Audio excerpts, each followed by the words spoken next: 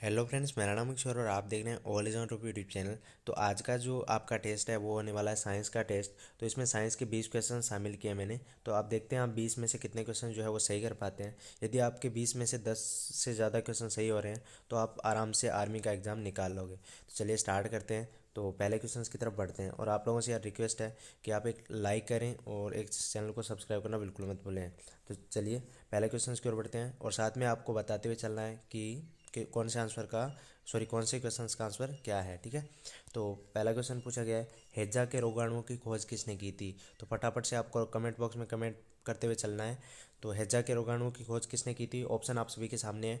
फटाफट से right answer बताना है, क्या हो जाएगा, रॉबर्ट कोच। ठीक है, हैजा के रोगाणुओं की खोज रॉबर्ट कोच ने की। तो काफ़ी बंदे बोलते हैं यार कि आप धीरे बोलते हो, तो यार मैं कोशिश करता हूँ तेज़ बोलने की, बट और भी ज़्यादा तेज़ मैं नहीं बोल सकता। अब जो बोल रहा हूँ इससे ज़्यादा तेज़ और मैं नहीं बोल सकता। ठीक है। तो 2 नंबर क्वेश्चन की तरफ बढ़ते हैं। 2 नंबर क्वेश्चन क्या पूछा गया है, अंतरिक्ष यात्री को आकाश दिखाई देता है। तो अंतरिक्ष यात्री को जो है वो आकाश कैसे किस कलर का दिखाई देता है। ऑप्शन आपको दिख रहे हैं, काफ़ी आसान क्वेश्चन है और पिछले वीडियोज़ में मैंने कवर भी करवा दिया है। तो राइट आंसर बताना है, फटाफट से कमेंट में बता दीजिए। तो राइट आंसर क्या हो जाएगा, काला। ठीक है। अंतरिक्ष यात्री को आकाश किस कलर का दिखाई देता है या किस रंग का दिखाई देता है, तो काले रंग का दिखाई देता है। क्वेश्चन नंबर 3 की तरफ बढ़ते हैं। 3 नंबर क्वेश्चन काफ़ी आसान क्वेश्चन है, गुरुत्वाकर्षण नियम की परिभाषा किसने की थी। ठीक है, गुरुत्वाकर्षण नियम की परिभाषा किसने की थी। तो काफ़ी आसान क्वेश्चन है, आप सभी को पता होगा। तो जल्दी से कमेंट बॉक्स में बता देना है आपको, क्या हो जाएगा, न्यूटन। ठीक है, गुरुत्वाकर्षण नियम की परिभाषा किसने की थी, न्यूटन ने। क्वेश्चन नंबर 4 की तरफ बढ़ते हैं। 4 नंबर क्वेश्चन आपसे क्या पूछा गया है, वायुमंडल में पराबैंगनी किरणों का अवशोषण कौन करता है। ठीक है, वायुमंडल के अंदर पराबैंगनी जो किरणें होती है, अल्ट्रावायलेट्स, उनका अवशोषण कौन करता है। ऑप्शन आप सभी के सामने है, ऑक्सीजन, नाइट्रोजन, ओजोन या हीलियम।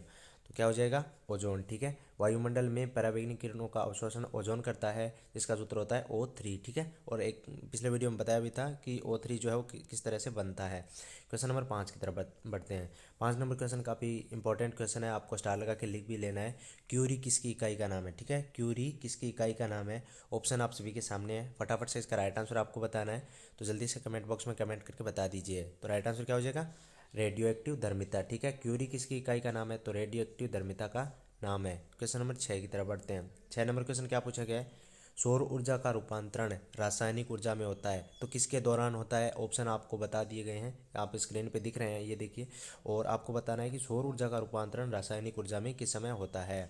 तो ऑप्शन दिख रहे हैं, फटाफट से राइट आंसर आपको बताना है। तो क्या हो जाएगा, प्रकाश संश्लेषण के दौरान। ठीक है, प्रकाश संश्लेषण के दौरान सौर ऊर्जा का रूपांतरण रासायनिक ऊर्जा में होता है। क्वेश्चन नंबर 7 की तरफ बढ़ते हैं।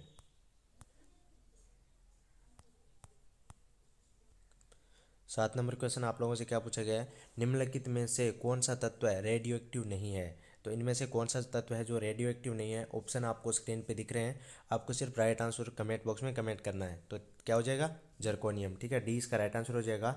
कौन सा ऐसा तत्व है जो रेडियो एक्टिव नहीं है, तो वो है जर्कोनियम। क्वेश्चन नंबर 8 की तरफ बढ़ते हैं। 8 नंबर क्वेश्चन क्या पूछा गया है, ठोस अवस्था में विद्युत धारा प्रवाहित करने वाला पदार्थ है। ठोस अवस्था में विद्युत धारा प्रवाहित करने वाला पदार्थ कौन सा है। ऑप्शन आपको दिख रहे होंगे और पिछले वीडियोज में हमने कवर भी कर लिया इस क्वेश्चन को, तो आपको पता ही होगा क्या हो जाएगा, ग्रेफाइट। ठीक है, ठोस अवस्था में विद्युत धारा प्रवाहित करने वाला पदार्थ होता है ग्रेफाइट। क्वेश्चन नंबर 9 की तरफ बढ़ते हैं। 9 नंबर क्वेश्चन क्या पूछा गया है, जल का पीएच मान बताना है। ठीक है, जल का पीएच मान कितना होता है। तो जल होता है उदासीन। ठीक है, उदासीन होता है, आपको पता है। ठीक है, तो ना वो खट्टा होता है और ना ही अम्लीय होता है, सॉरी क्षारीय होता है और ना ही अम्लीय होता है। तो आपको बताना है इसका राइट आंसर क्या हो जाएगा, उदासीन कितना होता है, 7। ठीक है, ए इसका राइट आंसर हो जाएगा। ठीक है, 7। क्वेश्चन नंबर 10 की तरफ बढ़ते हैं। 10 नंबर क्वेश्चन की तरफ बढ़ते हैं। 10 नंबर क्वेश्चन क्या हो जाएगा, अग्निशामक के रूप में किस गैस का प्रयोग किया जाता है। ठीक है, अग्निशामक के रूप में किस गैस का प्रयोग किया जाता है। ऑप्शन आप सभी के सामने है, फटाफट से राइट आंसर बताना है। जल्दी से कमेंट बॉक्स में कमेंट करके बता दीजिए, क्या हो जाएगा, जल्दी से बताइए, क्या हो जाएगा, ए इसका राइट आंसर हो जाएगा, कार्बन डाइऑक्साइड। ठीक है, अग्निशामक के रूप में कार्बन डाइऑक्साइड गैस का प्रयोग किया जाता है। क्वेश्चन नंबर 11 की तरफ बढ़ते हैं। 11 नंबर क्वेश्चन क्या पूछा गया है, वायु का मुख्य घटक है। ठीक है, वायु का मुख्य घटक है क्या है। ऑप्शन आपको सामने स्क्रीन पे दिख रहे होंगे, नाइट्रोजन, कार्बन डाइऑक्साइड, ऑक्सीजन या हाइड्रोजन। तो फटाफट से राइट आंसर बताना है, क्या हो जाएगा, नाइट्रोजन। ठीक है, वायु का मुख्य घटक क्या हो जाएगा, नाइट्रोजन। क्वेश्चन नंबर 12 की तरफ बढ़ते हैं। 12 नंबर क्वेश्चन क्या पूछा गया है, निम्नलिखित में से प्रमुख ग्रीन हाउस गैस कौन सी है। ठीक है, प्रमुख ग्रीन हाउस गैस कौन सी है आपको बताना है। ऑप्शन आपकी स्क्रीन के सामने दिख रहे हैं, तो जल्दी से बता दीजिए क्या हो जाएगा, जल्दी से फटाफट बताइए क्या हो जाएगा। Carbon dioxide. ठीक है, निम्नलिखित में से प्रमुख है ग्रीन हाउस गैस कौन सी है, तो कार्बन डाइऑक्साइड। क्वेश्चन नंबर 13 की तरफ बढ़ते हैं। 13 नंबर क्वेश्चन आप सभी की स्क्रीन के सामने है। वायुमंडल में सबसे प्रचुर अक्रिय गैस है। ठीक है, वायुमंडल में सबसे प्रचुर अक्रिय गैस कौन सी है आपको बताना है फटाफट से, तो कमेंट बॉक्स में कमेंट करके बता दीजिए। ऑप्शन आपको दिख रहे होंगे, हीलियम, नियोन, आर्गन या क्रिप्टॉन। तो राइट आंसर क्या हो जाएगा, आर्गन। ठीक है, आर्गन जो है वो वायुमंडल में सबसे प्रचुर मात्रा में अक्रिय गैस है। क्वेश्चन नंबर 14 की तरफ बढ़ते हैं। 14 नंबर क्वेश्चन क्या हो जाएगा, साधारण लवण यानी साधारण नमक का रासायनिक नाम है। साधारण नमक का रासायनिक नाम या साधारण लवण का रासायनिक नाम क्या है। ऑप्शन आपकी तो ऑप्शन आपकी स्क्रीन पे दिख रहे हैं, sodium chloride, sodium nitrate, ammonium chloride या फिर कैल्शियम क्लोराइड। तो राइट आंसर क्या हो जाएगा, फटाफट से बताना है, सोडियम क्लोराइड। ठीक है, सोडियम क्लोराइड जो है वो साधारण लवण या साधारण नमक का रासायनिक नाम है। क्वेश्चन नंबर 15 की तरफ बढ़ते हैं। 15 नंबर क्वेश्चन क्या हो जाएगा, समुद्र के पानी में से कौन सी धातु निकाली जाती है। ठीक है, समुद्र के पानी में से कौन सी धातु निकाली जाती है। ऑप्शन आपकी स्क्रीन के सामने दिख रहे हैं, फटाफट से आपको राइट आंसर बताना है क्या हो जाएगा, फटाफट से बताना है क्या हो जाएगा, मैग्नीशियम। ठीक है, मैग्नीशियम जो है वो समुद्र के पानी में से निकाली जाती है। क्वेश्चन नंबर 16 की तरफ बढ़ते हैं। 16 नंबर क्वेश्चन आप सभी की स्क्रीन के सामने है, कच्चे फलों को कृत्रिम रूप से पकाने के लिए कौन सी गैस प्रयोग में आती है। ठीक है, कच्चे फलों को कृत्रिम रूप से पकाने के लिए कौन सी गैस काम में आती है, आपके ऑप्शन आप सभी के सामने है, फटाफट से राइट आंसर बताना है। और ये जो क्वेश्चन है वो 1 नवंबर को जो एग्जाम हुआ था 2020 को, तो उसमें पूछा गया था आर्मी जीडी के। ठीक है, तो कौन सा ईआरओ था अभी मुझे याद नहीं है, बट इसको मैंने कवर भी किया था आपको, जो आंसर की मैंने आपको बताई थी। ठीक है, तो राइट आंसर आपको बताना है क्या हो जाएगा इसका, जल्दी से बताइए क्या हो जाएगा, एसिटिलीन। ठीक है, कच्चे फलों को कृत्रिम रूप से पकाने के लिए कौन सी गैस प्रयोग में आती है, तो वो आती है एसिटिलीन। क्वेश्चन नंबर 17 की तरफ बढ़ते हैं। 17 नंबर क्वेश्चन क्या पूछा गया है, गर्भवती स्त्रियों में प्राय किस चीज़ की कमी हो जाती है। ठीक है, गर्भवती जो स्त्रियां हैं उनमें किस चीज़ की कमी हो जाती है। ऑप्शन आप सभी के सामने है, फटाफट से राइट आंसर बताना है क्या हो जाएगा, जल्दी से बताइए क्या हो जाएगा, कैल्शियम और आयरन की कमी हो जाती है। गर्भवती स्त्रियों में कैल्शियम और आयरन की कमी हो जाती है। क्वेश्चन नंबर 18 की तरफ बढ़ते हैं। 18 नंबर क्वेश्चन क्या पूछा गया है, क्लोरोफिल प्रकाश के किन घटकों को अवशोषित करता है। ठीक है, क्लोरोफिल जो है वो प्रकाश के किन घटकों को अवशोषित करता है। ऑप्शन आपकी सभी के सामने है, तो फटाफट से राइट आंसर बताना क्या हो जाएगा, बैंगनी और रक्त को जो है वो अवशोषित करता है। क्वेश्चन नंबर 19 की तरफ बढ़ते हैं।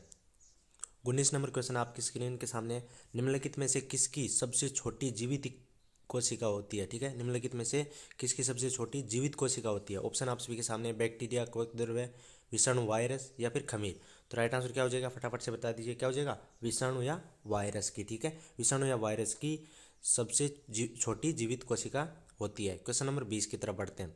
20 नंबर क्वेश्चन अंतिम क्वेश्चन है, क्या पूछा गया है, निम्नलिखित में से कौन सी बीमारी प्रोटोजोआ द्वारा जनित होती है।